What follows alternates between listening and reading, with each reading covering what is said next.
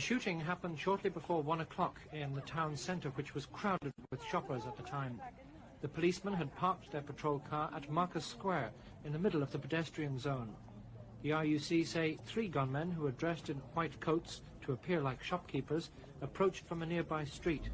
They fired several shots into the vehicle at point-blank range. 2 of the policemen died at the scene.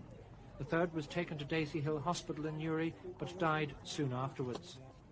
British Army bomb experts were called to examine the police vehicle after reports that a hand grenade or other explosive device had been thrown into it at the same time as the shooting.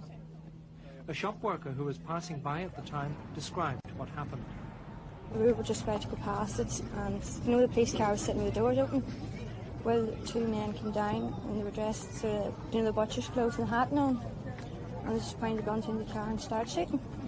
The incident brings to 20 the number of members of the security forces in the north killed so far this year, half of them from the RUC.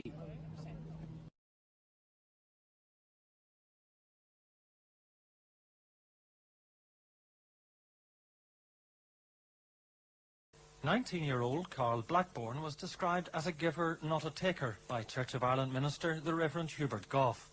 At the funeral service in Kilpatrick near Antrim, he said Karl could have joined the family business, but instead opted for the RUC. Just 7 months after joining, he was shot dead with 2 colleagues.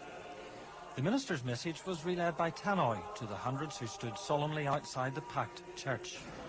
He told the IRA that while they might argue that they were killing uniforms, symbols of British authority, that it was in fact 3 individuals with their own personalities whom they had shot.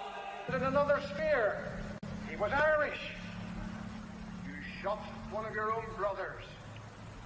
Many of the mourners also later attended the funeral in Carrickfergus of Sergeant Peter Kilpatrick, a married man with a baby son. There, the moderator of the Presbyterian Church, Dr. John Thompson, said that grieving Protestants shouldn't forget the families of Catholics who'd been killed recently.